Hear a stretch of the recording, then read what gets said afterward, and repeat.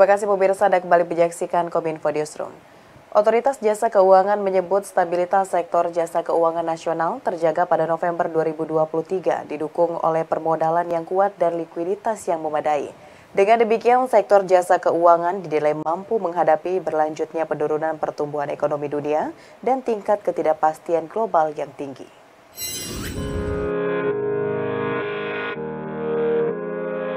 Otoritas Jasa Keuangan menyebut stabilitas sektor jasa keuangan nasional terjaga pada bulan November 2023 yang didukung oleh permodalan yang kuat dan likuiditas yang memadai. Kendati demikian, Ketua Dewan Komisioner OJK Mahendra Siregar tetap mendorong lembaga jasa keuangan untuk terus memonitor potensi risiko, termasuk melakukan stres tes ketahanan terhadap gejolak pasar serta melakukan strategi mitigasi risiko guna menjaga ketahanan, permodalan, dan likuiditas. Hal tersebut dilakukan agar sektor jasa keuangan dapat terjaga stabil dan berkontribusi optimal bagi perekonomian nasional. Optimisme juga turut dipengaruhi peluncuran insentif fiskal, moneter, dan sektor keuangan di Tiongkok untuk menahan penurunan kinerja perekonomian di Tiongkok, termasuk dalam mengatasi permasalahan di sektor properti. Sementara itu, tensi geopolitik global melanjutkan peningkatan seiring berlanjutnya konflik di Timur Tengah dan beberapa perkembangan pemilihan umum politik di negara-negara maju. Selain itu, tekanan kenaikan harga komoditas pangan diharapkan mereda seiring dengan pelemahan El Nino, dan perkembangan tersebut mendorong penguatan pasar keuangan global dan penurunan volatilitas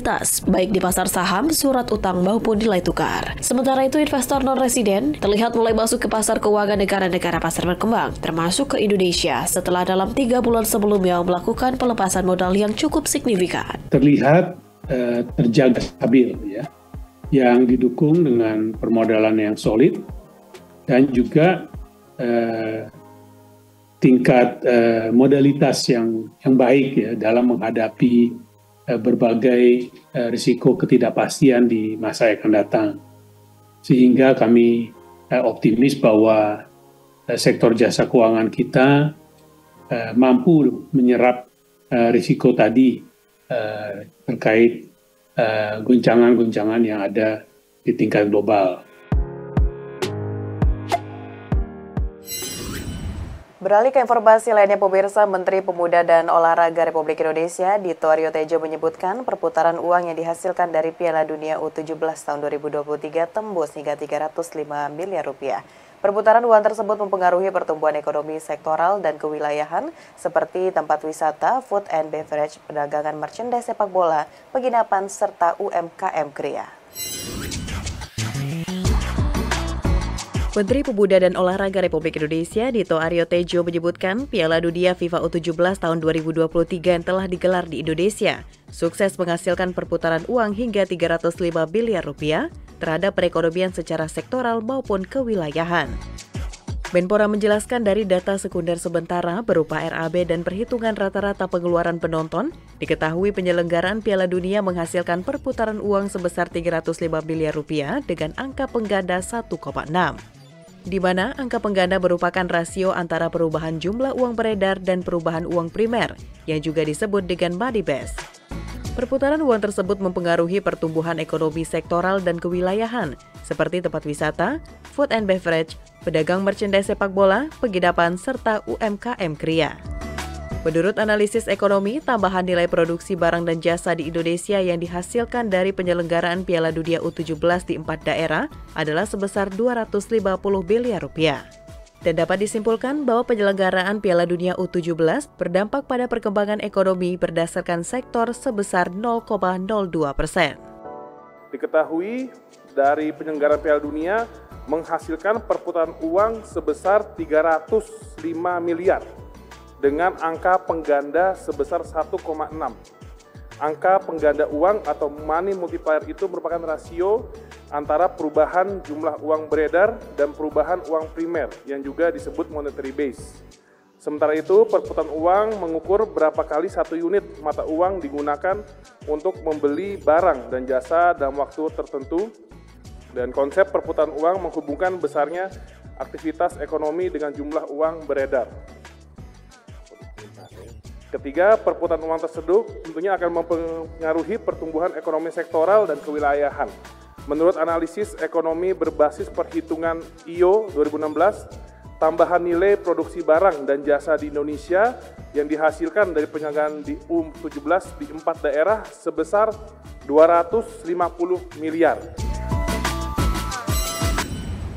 Presiden Joko Widodo menggelar rapat terbatas atau ratas bersama sejumlah jajarannya di Istana Merdeka. Salah satu agenda ratas tersebut membahas rencana pendirian Dana Kepariwisataan Indonesia. Pengelolaan Dana Pariwisata Indonesia tersebut nantinya akan dikelola oleh Lembaga Pengelolaan Dana Pendidikan.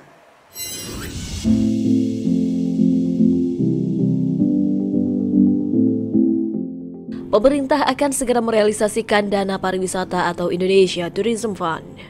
Pada tahap awal akan disiapkan anggaran sebesar 2 triliun rupiah. Dana tersebut akan digunakan untuk mendukung penyelenggaraan event pariwisata, promosi pariwisata, dan meningkatkan citra Indonesia di mata dunia. Menteri Pariwisata dan Ekonomi Kreatif Sandiaga Uno mengatakan, banyak gelaran acara bertaraf internasional di Indonesia yang sukses digelar terbukti dengan memberikan dampak ekonomi bagi masyarakat. Gelaran acara tersebut meliputi KTT G20, KTT ASEAN, olahraga, musik, hingga seni budaya. Menparekraf juga mengatakan, Presiden meminta dana tersebut agar dikelola dengan baik dan penuh kehati-hatian agar menghadirkan pariwisata Indonesia yang berkualitas dan berkelanjutan, sehingga meningkatkan kunjungan wisatawan. Menparekraf juga menyebut pengelolaan dana kepariwisataan Indonesia tidak akan melahirkan lembaga baru, melainkan akan dikelola oleh Lembaga Pengelolaan Dana Pendidikan Kementerian Keuangan. Dalam pengelolaannya, dana kepariwisataan Indonesia ini juga akan melibatkan semua pemangku kepentingan yang berkaitan dengan kepariwisataan.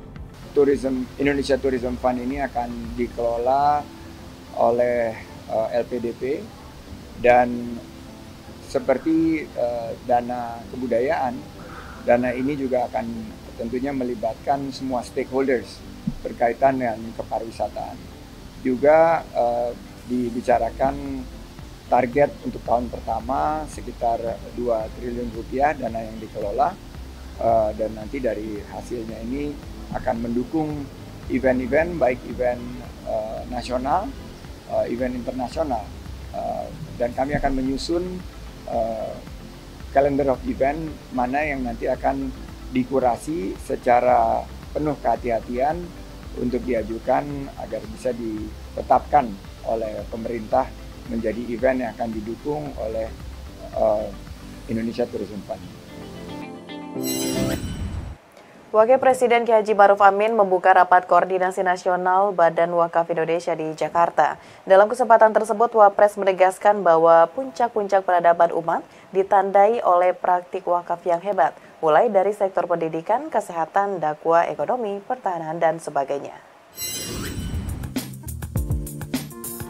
Wakil Presiden Ma'ruf Amin menyebut perwakafan di tanah air menunjukkan jejak kemajuan yang positif dan terus berkembang.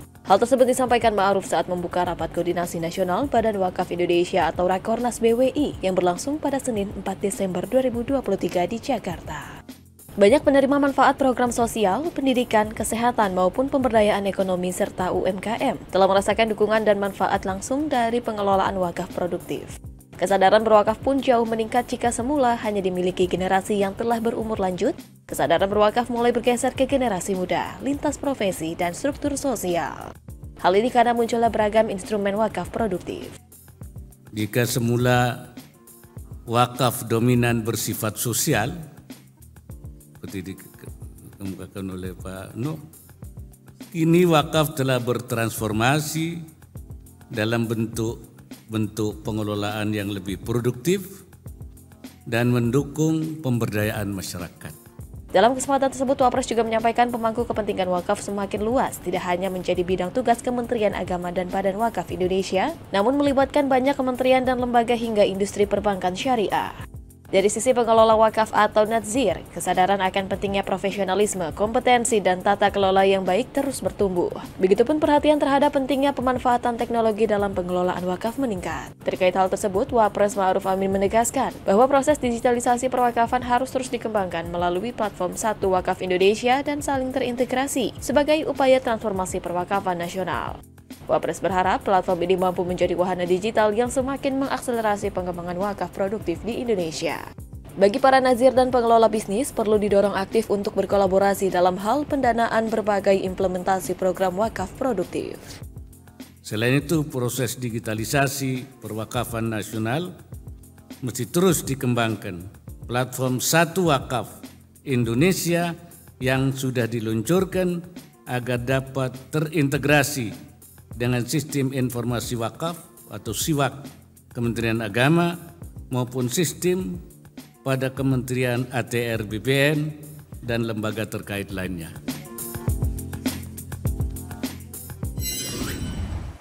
Pemirsa, usai jeda kami akan kembali dengan informasi lainnya. Tetaplah bersama Kominfo Newsroom.